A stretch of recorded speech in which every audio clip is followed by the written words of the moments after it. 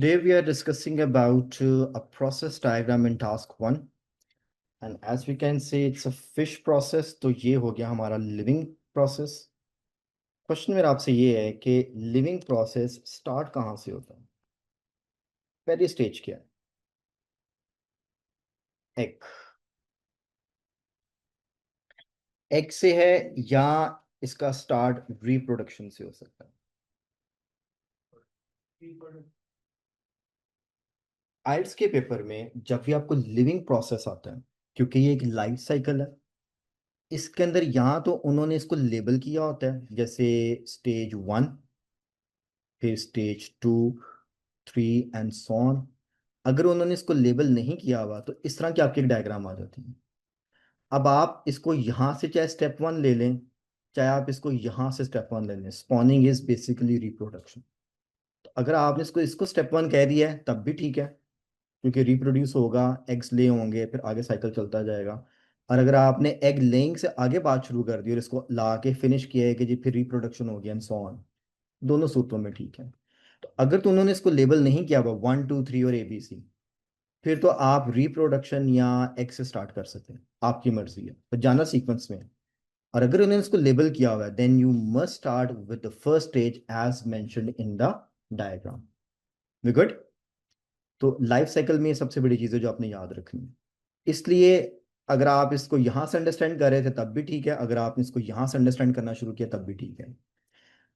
अगर आप डायग्राम को गौर से देखें तो डायग्राम इतनी कोई कॉम्प्लेक्स नहीं है, इट्स वेरी इजी डायग्राम। और उन्होंने अगर इसको लेबल नहीं किया तो उन्होंने बेसिकली आपको एरोज लगा के उसका एक सीक्वेंस बता दिया। हम जरा सीक्वेंस को आइडेंटिफाई कर लेते हैं। लेट्स सपोज हम एग से स्टार्ट करते हैं। सो जब एग्स आपके हैच होंगे, so we will have the emergence of baby fishes. अब क्योंकि हम सामन की बात कर रहे हैं तो सामन क्योंकि एक ऐसी फिश है जो कि काफ़ी टाइम लेती है मेच्योर होने में, काफ़ी इसको महीने साल लग जाते हैं। सो उन्होंने इसकी अब डिफरेंट चीज़ें बताई हुई हैं। So she is getting bit bigger and then eventually that fish is moving to some other parts of the river. ठीक है? जैसे आप एक एरिया में एक घर में रहते हैं और वहीं पे आप पलते बढ़ते हैं, इसी तरह फिशेस का भी है, वो कई बार कुछ एरिया में रहती हैं, स्विम करती रहती है, मगर उस एरिया से बाहर नहीं जाती, because they are reading in that area. वो उनको सूट करता है, पानी टेम्परेचर हो सकता है, पानी का फ्लो हो सकता है, डिपेंड करता है, बहुत सारी चीजें होती हैं। So this fish spends few minutes या minutes नहीं, few months and weeks in this fresh water, क्योंकि रिवर को हम फ्रेश वाटर बोलते हैं। उसके बाद एस्चुरी में चली जाती है वो फिश। अब एस्चुरी का अगर आपको मीनिंग नहीं भी पता था तो यहाँ से देख के समझ आ रही होगी क्या होता है।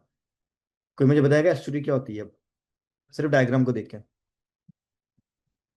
एक्जैक्टली, जहां पर दरिया का और समुद्र का पानी एक्चुअली मिक्स हो रहा होता है, वो जो एक स्पेसिफिक पॉइंट होता है। तो ये वाली जो फिश है एक्चुअली उस पॉइंट के अंदर या उस पानी में कुछ अरसा गुजारती है। ना वो रिवर में जाती है, ना ही वो समुद्र में आती है, वो मिक्सिंग वाले एरिया के अंदर ही रहती है। अब एज पर the diagram we have not been mentioned कितना टाइम। कभी कभी आइल्स के पेपर में डायग्राम्स आती है, उसमें बकायदा टाइम लिखा होता है कि रिवर में कितना टाइम स्पेंड किया, इंक्यूबेशन में कितना टाइम लगा, उसके बाद एस्ट्री में कितना टाइम स्पेंड किया and so on. As the fish is moving then the fish actually moves to the ocean, mean समुद्र में आ गई। अब यहाँ पे वो अपना एज पर द रेगुलर लाइफ स्पेंड कर रही है। और जब वो फिश इतनी मेच्योर हो जाती है कि उसको लगता है कि अब मैं रिप्रोड्यूस कर सकती हूँ, तो वो फिश दोबारा ट्रेवल करती है, क्योंकि उसने अंडे जो हैं वो फ्रेश वाटर में ही देने। मीन्स उसका एक लाइफ साइकिल कुछ इस तरह का बना हुआ है। वो समंदर में अंडे नहीं देगी। Making sense? So that's why is going to continue. तो बेसिकली देखा जाए तो ये राउंड अबाउट कुछ इस तरह का आपका बना हुआ है। इंडक्शन के बाद सेकंड स्टेप को लेबल किया। ये इमरजेंस है, EME, हाँ इमरजेंस लिखा होगा। हाँ जी, यहाँ तक ओके। प्रोसेस डायग्राम की सबसे इंपॉर्टेंट बात जो आपने याद रखनी है, पहली चीज, इसमें कभी भी कोई स्टेप स्किप नहीं करना। जितने स्टेप्स हैं you have to mention every step, क्योंकि प्रोसेस डायग्राम का मतलब ही होता है कि आपने प्रोसेस को एक्सप्लेन करना है, सारे स्टेप्स बताने पड़ेंगे, यू कैन नॉट मिस। ठीक है? हाँ, आप ये कर सकते हैं क्योंकि दो स्टेप्स को इकट्ठा जोड़ के बता सकते हैं, मगर स्किप नहीं कर सकते। क्योंकि जब हम line graph, bar graph, pie chart, table कुछ भी करते हैं उसमें हम ये इस चीज़ पे एम्फोसिस करते हैं कि सारी डिटेल्स मेंशन करना ज़रूरी नहीं है, क्योंकि क्वेश्चन में लिखा होता है समराइज। आप मेन मेन बातें बताते हैं, बाकी छोड़ देते हैं। मगर प्रोसेस में ऐसा नहीं है, चाहे वो लीनियर प्रोसेस है चाहे वो लाइफ साइकिल प्रोसेस है, you must add every step, और जाना भी सीक्वेंस में है। आप इसको शफल भी नहीं कर सकते। मीन्स आप यहां से यहां पर नहीं आ सकते और फिर बाद में जाके ये बता दें, no, it is going to disturb the process. So process diagram मेरे हिसाब से अगर एग्जाम में आ जाए तो लिखना सबसे ज्यादा आसान है, क्योंकि इसमें कंपेयरिंग इतनी ज्यादा होती ही नहीं है। जहां पे कंपेयरिंग होती है उतनी उतनी आपने कंपेयरिंग करनी है, जहां पे नहीं होती कंपेयरिंग कोई बात नहीं, आप स्ट्रेट अवे प्रोसेस को एक्सप्लेन कर दे, that's what you are doing. तो यहाँ पे जो बर्डन है ना वो एक्चुअली प्रोसेस को एक्सप्लेन करने में होता है, ना कि उसको कंपेयर करने में। That is the difference. ठीक है। अब मैं जरा थोड़ा सा क्वेश्चन में फोकस करवा देता हूँ। इस क्वेश्चन की जो रिक्वायरमेंट है, मेनली एकेडमिक्स से बात कर रहा हूँ, वो बेसिकली उन्होंने कहा है कि जी समराइज, जो कभी हमने बात कर ली कि इसमें समराइज तो करेंगे मगर आपने प्रोसेस का स्टेप नहीं छोड़ना कोई भी। Selecting and reporting the main features, इसमें जितने स्टेप्स होते हैं वो सारे मेन फीचर्स होते हैं, इसलिए इसको भी आप सिलेक्ट नहीं कर सकते हैं। And make comparisons where relevant, अगर कहीं पर कंपैरिजन बनता है तो कर दें, अगर नहीं बनता तो कोई बात नहीं है। तो प्रोसेस डायग्राम में आमतौर पे कंपैरिजन बिल्कुल मिनिमम पे होता है, इसमें ज्यादा फोकस उसको एक्सप्लेन करने पे होता है। गुड। ओके जी। अब आ जाते हैं बस इसको लिखना कैसे है, आखिरी बात, और उसके बाद इसको वाइंड अप कर लेंगे। So basically, my dear friends, you are supposed to write minimum 4 paragraphs.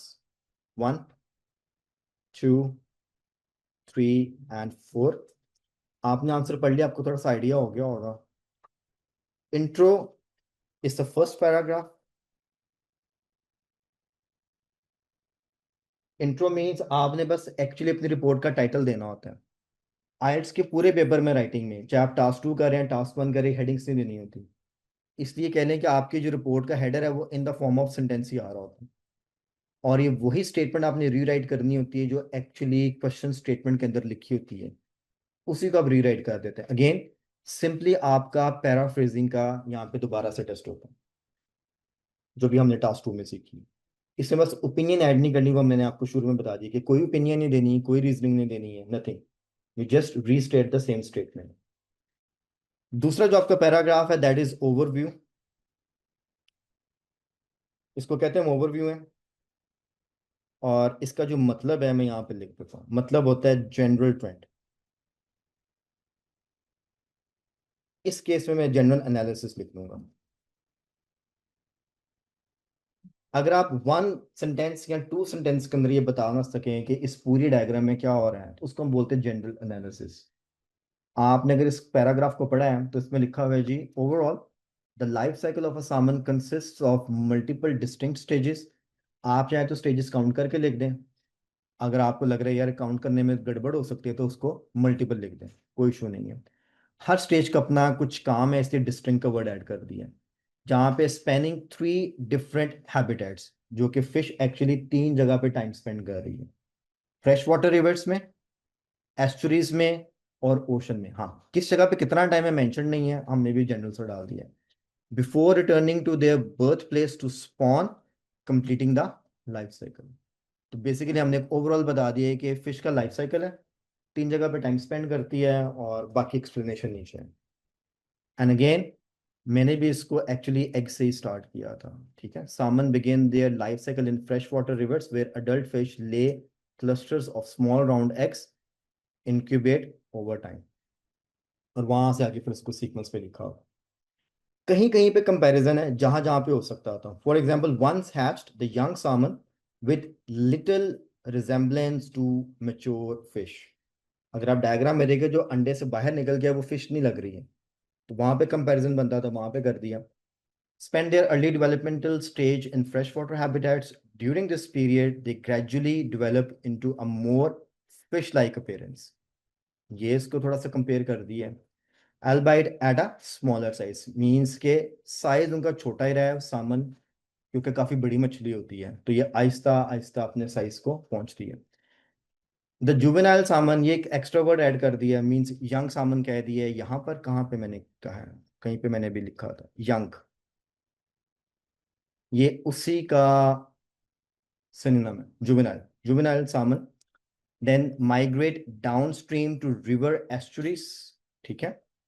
पानी का बहाव क्योंकि ऊपर से नीचे की तरफ आता है तो दरिया समुद्र में गिरता है, इसलिए डाउन स्ट्रीम का वर्ड यहाँ पे इजीली यूज कर सकते हैं। Here they grow significantly in size in brackish water environment. Brackish is another word for estuaries, उसी का synonym है।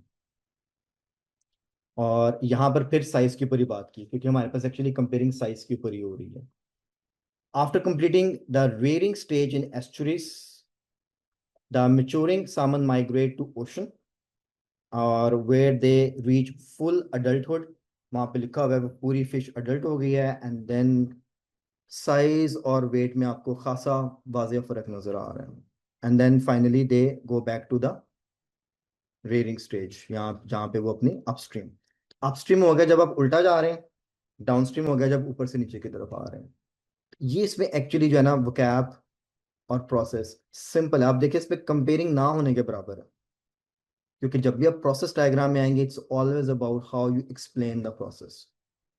बाकी अगर आपके पास अच्छी वोकैब है आप उन वर्ड्स को चेंज कर सकते हैं, मगर अगर उसका मीनिंग चेंज हो रहा है देन इट्स बेटर कि जो आपके डायग्राम में उन्होंने लेबलिंग दी है उसको एज इट इज यूज कर लें, कोई इशू नहीं।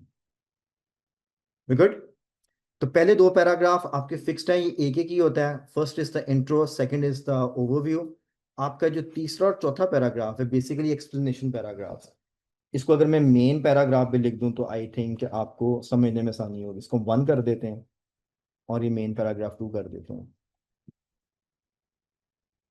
एज पर दी आइल्स रिक्वायरमेंट, बस वो इतना कहते हैं कि आपने रिपोर्ट राइटिंग में कम से कम चार पैराग्राफ बनाने हैं, चार से ज्यादा भी बन सकते हैं। आप चाहें तो एक पैराग्राफ बना लेते रिवर वाला, एक पैराग्राफ बना लेते एस्ट्री टाइम वाला, दो तीन लाइंस बननी थी, और एक पैराग्राफ बना लेते दोबारा से ओशन वाला। ठीक है। ये कैंडिडेट पे डिपेंड करता है वो उसको किस तरह से एनालाइज करता है, किस तरह से डिवाइड करता है, बस चार से कम नहीं होने चाहिए। और याद रखना है कि रिपोर्ट राइटिंग में कंक्लूजन नहीं होता, so please do not mix task one and task two format, इसके फॉर्मेट को मिक्स नहीं करना। हाँ जी विगत, तो बात पूछनी तो वो मुझे बताएं, नहीं है तो फिर इसको यहाँ पे वाइंड अप करते हैं। Any questions?